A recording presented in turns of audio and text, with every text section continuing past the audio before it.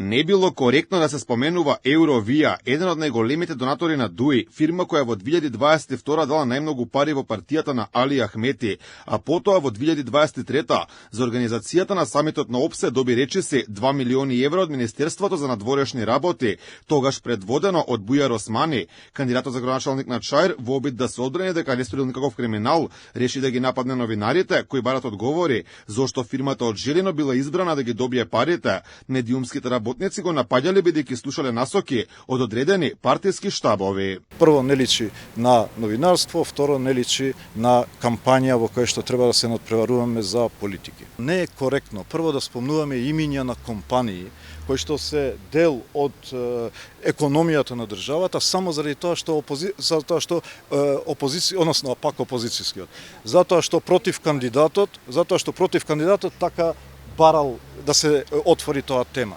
Ова правите упад во системот, затоа што им давате на порака на граѓаните: не верувајте на обвинителството, не верувајте на антикорупцијска, верувајте на партиските штабови. Во договорот подпишан меѓу МНР и Eurovia, вреден вкупно 1,8 милиони евра, има одредени точки кои предизвикуваат сомнежи за сторен криминал. Например, фирмата од Желено наплатила 150.000 евра за фарбање, над 20.000 евра се издвоени за механичко чистење на надворешниот простор на ВИП влезот на салата Борис Трајковски, додека пак за машинско чистење на постоечки пот со керамички плочки, линолеум и друго се наплатени 5.000 денари по квадратен метар. Според кандидатот за градоначалник на Чаирот вреди Изет Меджити. Обвинителството мора да провери како за 2 дена се потрошени 2 милиони евра, бидејќи според него видливо е дека се работи за голема кражба. Само Османи може да објасни како за 2 дена може 1 милион евра да одат за рентакар. Само он може да објасни, и имаше една ставка 200 денари косење на трева, значи за метар квадрат. Ако оди по оваа цена, мисли вака да го менаџира Чаир, значи за недела две, значи ќе го потроши целиот буџет на Чаир, и мислам така ако продолжи наставниците ќе ги остави без плати, да не збориме за капитални инвестиции.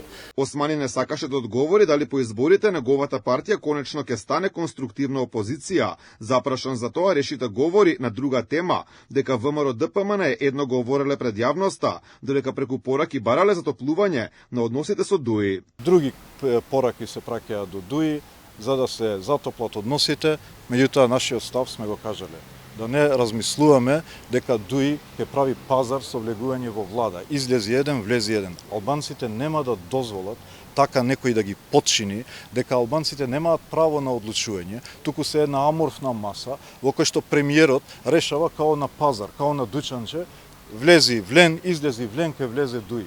Меджити вели дека ваквите зборови на Османи се лага и веќе неколку пати видено сценарио во минатото, бидејќи ДУИ немали идеја што друго да понудат пред луѓето. Сака да се вади, значи, со некои скришни пораки, декодирани пораки, не му е прв пат, значи имаше случаеви и порано, кога се повикуваше на некои јавувања, некои пораки, но никогаш не ги објасни, не може ни новинарите, ни граѓаните тие да ги видат.